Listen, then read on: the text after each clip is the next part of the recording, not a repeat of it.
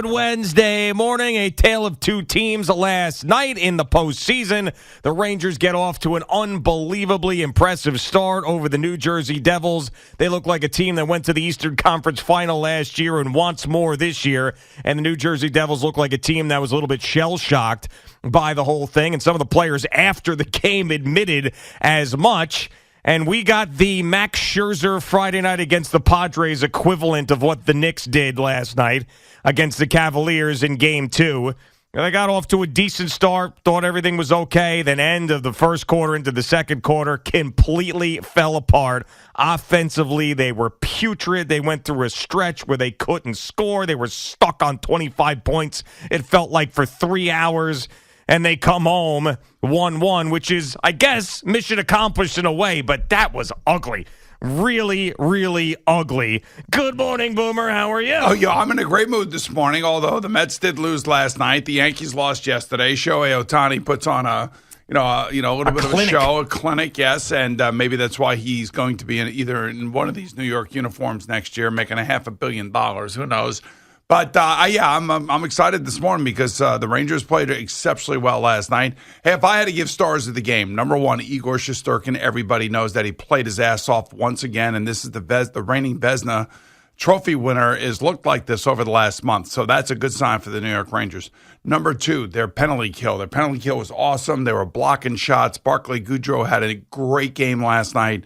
This is the reason why you have a guy like him on your team. He may not score a lot of goals, but, he plays defense. He's gritty in the corners. He wins puck battles, and he blocks shots. I just hope that his open hand stays closed because I could see a broken hand coming, at any given time with one of these attempted block shots. And the other thing, the power play looked like the power play from last year, especially with Chris Kreider's 2 goals. But I'm not going to fool myself and sit here and say this 5-1 game, it was a total wipeout. It wasn't. There were turnovers galore, and there are going to be turnovers against a team like the Devils because they are fast, they are talented.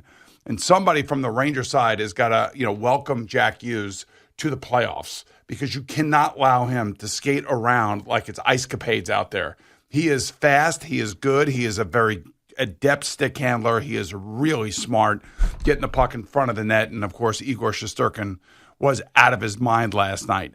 So I would say that, 5-1 says a complete domination. But when I see like what Keandre Miller did with less than 4 minutes to go in the game, you're up 4-0, and you try to make a pass to Vladimir Tarasenko in the middle of the ice. Yeah, I mean, when you don't do stuff like that, and it ends up in a penalty shot for Jack Hughes. That should have been a shutout last night. I understand. But I'm just talking about, but that's the point I'm making. That's a greedy take. I see it a little bit. I see it a little bit differently, but I will say I was pleasantly surprised, and it looked like to me, with the exception of one guy, it looked like to me everybody was extremely determined to play defense, and that was get back on defense, especially the wingers, especially the centers, and they did that with the exception of I don't know what's going on with Patrick Kane. He just doesn't look right to me.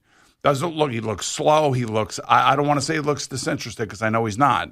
But it just does not look as good as we were all hoping it was going to look. So I would say that was probably the one negative last night. He didn't look great. But Adam Fox on the power play, Chris Kreider on the power play, Filipino in that line was great last night again. And maybe the Devils were a little overwhelmed early on. They said it themselves. It's not even just a take that we had. But, the way the game started with the early penalties by the Rangers, I'm like, this is the way it's going to go. We're going to have to play penalty kill, and they did a really good job. I think Joe Micheletti did a good job of talking about how they got in the shooting lanes and forced the Devils to miss the net a number of times. I actually think that ended up being a real positive for them that they took those early penalties because even Gerard Gallant said getting those kills early sort of inspired them and got things going in a positive direction. Of course, they get the early goal. And I don't know how you could ask for too much more in this first game. I look at it with a discerning eye. I look at it differently. Because this is a team you want to go to the Cup final. I get it. If you told me that Kreider was going to have 2 goals, I know Kreider's always been a good playoff player. He's always been at the top of the list for us in the playoffs, and since the day he got here. And it's one of the reasons why you want a guy like him because he's a pain in the ass to move. And if that power play is clicking the way it was last night, it's going to be great. But I will say that, 5-1, yes, but the Rangers wake up this morning knowing that the Devils are a extremely fast team, and the moment that there's a series, right, yeah, a moment course. that there's a turnover, it's going to end up in the back of your net. It's just that Igor probably made, I would probably say, 8 A+ saves last night that I saw, and there's probably more when they go back and they look at the film, and every single one of these players after the game last night sung his praises, and rightfully so they should, because you got to have a goalie that's going to be hot. But Vasilevsky's been doing this in Tampa. And by the way, you had all 4 road teams last night, who opened their series, as the lower seed, all won their games last night in the NHL. So it was great. It was a great start. They got to be tighter. They got to be better. And somebody's got to say, hello, Jack Hughes. This is the playoffs, because you can't allow that unbelievably talented kid to be flying all over the ice unfettered and unchecked. Because there were times last night where he was just going between 2 guys, and it reminded me of that Connor McDavid move that he pulled a couple years ago against the Rangers. Well, I mean, right off the bat in the first period, he did that, and that was one of those A+ saves that Shesterkin had.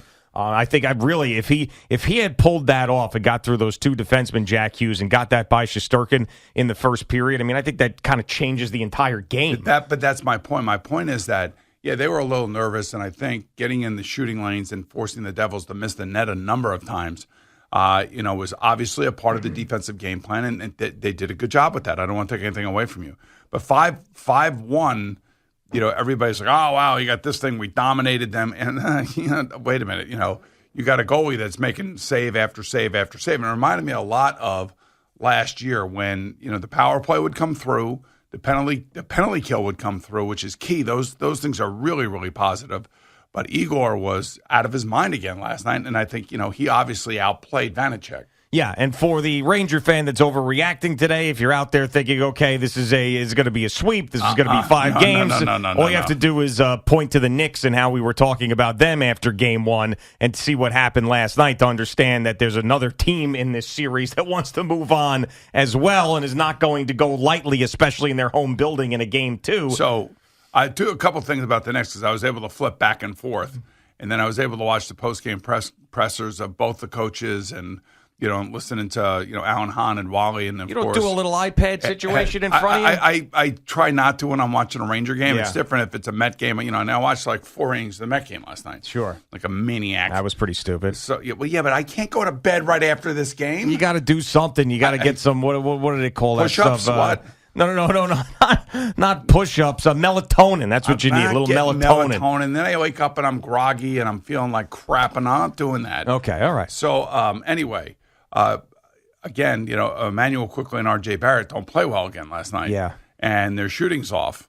And, these guys have been a big part of the success of the team. So, yeah, they're gonna hear it, if they come back here Friday night and they start hoisting up, air balls and stuff. Sure. So I would just say that, hey, you split, you feel good.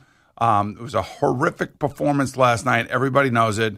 And now you got to feed off the energy of your building. Yeah, and so as bad as they played last night, I still feel really good about them. I think that they're going to win Game 3. I think the Garden's going to be nuts. I just think that they're going to play really, really well. But I can't tell you that I'm not concerned about how out of control this got very quickly, because it wasn't as if the Cavs were even playing all that well in the first half. It's just the Knicks offensively were terrible. I mean, the turnovers were just constant. They weren't getting the offensive rebounds that they got in Game 1, and then they just went into this shooting drought that was absolutely pathetic, and they were stuck, like I said, on it felt like 25 points for 4 hours.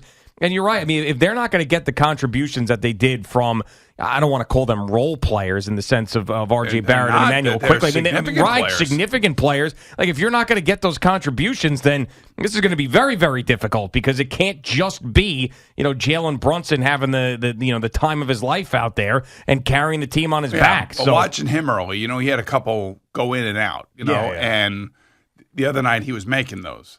And, they just had an off shooting night, as well as, poor defense and poor defensive rebounding. Yeah, and I don't want to say that they, mailed it in there in the second half, but, I mean, there was not an intensity of like, hey, we could come back and win this game. I think you said it yesterday.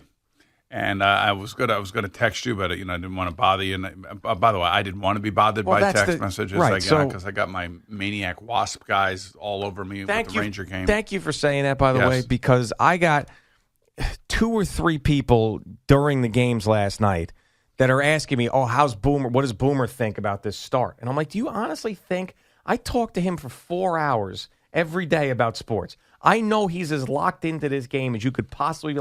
You think I'm going to text him?" Hey, what do you think? Like, they're up 2-0. I'm sure he's thrilled. Like, why am I going to bother you during a Ranger game when I can talk to you about it for 4 hours the next day? Right, exactly. Like, people really think I'm going to sit there and bother you during a Ranger game. Well, it doesn't happen. The point I was trying to make is that you said yesterday that, the Knicks probably felt like, okay, we got the one, and let's just get home with the split, and, you're playing with house money, and that's unfortunately the wrong way to approach something, and even though I know deep down in each player's heart they didn't approach it that way, it looked that way. Well, it did because, like, if that's Game 7 or that's even Game 5 at 2-2, in the third quarter when you're down, when you get it, like, you cut it to 16, like, I'm expecting a little more defense, a little more intensity. Like, let's try to get this thing down to 10 heading into the fourth quarter. It just was none of that. It was almost like exactly like you said, like, okay, fine, whatever. Here's the deal now.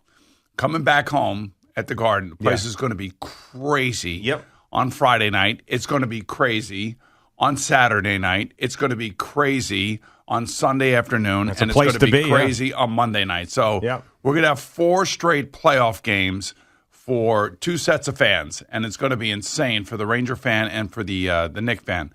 For the Knicks fan and for the Knicks themselves, they can't allow Donovan Mitchell to become Reggie Miller or Michael Jordan. Or Trae Young a couple years ago. Right, exactly.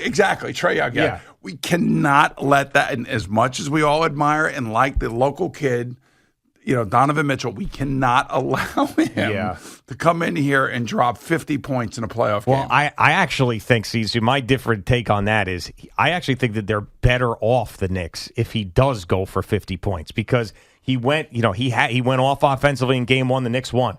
What happened yesterday? He was an assist machine. He had 13 assists, and Darius Garland was the offense, and they played a hell of a lot better. And they were hitting their shots. Right, and they played better. So, he could go ahead, get your 45, get your 50 points, as long as the Knicks do what they did in Game 1. I don't really even mind that, but you're right. I mean, that's going to be, especially with the fact that he didn't, put up a massive amount of points, he's going to look to go crazy in that game. But so, I mean, this...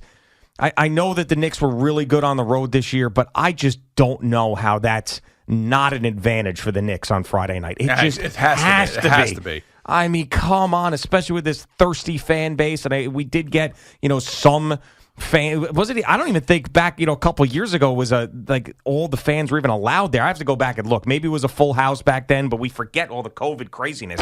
But like this is going to be much bigger than that. Where we could let guys who didn't have the vaccine come into the city and play, but if you lived here, you had to have the vaccine. Right, all that nonsense. But the bottom line is that the Garden's going to provide an advantage, and I fully expect them. To me, Friday night, I've already in my mind, as bad as they played last night, but Friday night's going to be like a celebratory Knicks night. It has to be. I hope you're right about that one because you were right. You were right about last night. You definitely were right about last night. I hope you're right about Friday night because what I want to see is like Emmanuel quickly come flying down the court and hit a 3 and the place go nuts. Or how about R.J. Barrett to start the game? Either one of those guys. Like, give me something out of those two guys. And, R.J. Barrett's getting these questions asked to him after the game about his shot. And he goes, my shot's fine. I'm sitting there, I'm making free throws, so obviously my shot's fine. I'm like, come on, R.J., it's not fine. I mean, he's gotten to that point now where, every time he shoots a 3, I'm surprised if it goes in. What's he, 6 for 26 or something? Yeah, so it's miserable. Yeah, I know. So he's got to recognize that who he is and what he's getting paid and what he needs to do. Do the things that you're good at, or have the coach get you in positions that you're good at. I mean, honestly, it's going to the basket. I mean, that's what he's good at. I think I was watching, Wally was saying, sometimes the Knicks get a little stagnant, even with Jalen Brunson.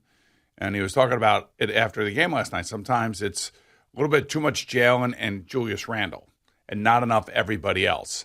And because it's those two guys, when they get stuck, when they look bad like they did last night, the other guys, I'm assuming, tend to press when the ball actually comes to them. Like, Yeah, they 'cause can't they're finally believe, like, oh my God, I got it. I got to do something. Finally, I got to go do something with it. So there are mitigating circumstances for sure. But look, they won the first game, and that was a great first game, and they hit their shots. You know, they started the game with Julius Randle hitting his shots. They didn't even know whether or not he was going to play. And I still don't think Josh Hart is 100%. And, you know, his numbers last night were horrific as opposed to the, game one where he was great. Yeah. So he's another one. But they'll have the energy of the Garden behind them Friday night. So I feel like you do. I feel like they're going to be able to play off of that energy. And, let's just hope that Donovan Mitchell doesn't go off for 50 and they win. Yeah, and I'm not worried really. Like in that Hawks series, I was worried. Even with them being 1-1, I was just the way the games were going, the way that they were built, the way that Julius Randle was playing. I felt uneasy about that series. And last night was gross. Like, don't get me wrong, that was bad. But for whatever reason, what I've seen from them the entire year, the calmness that Jalen Brunson brings to them, the way they played game one on the road, I feel good about them. I do. I mean, and remember, they're the lower seed. You know what I'm saying? Course, So they're not supposed to win the series. But, if you win one in their building to start the series, now all of a sudden it shifts in your favor. That is correct. All right, it is Boomer and Gio on the Fan and CBS Sports Network. Jerry joins us with all the sports news and notes and sounds from last night.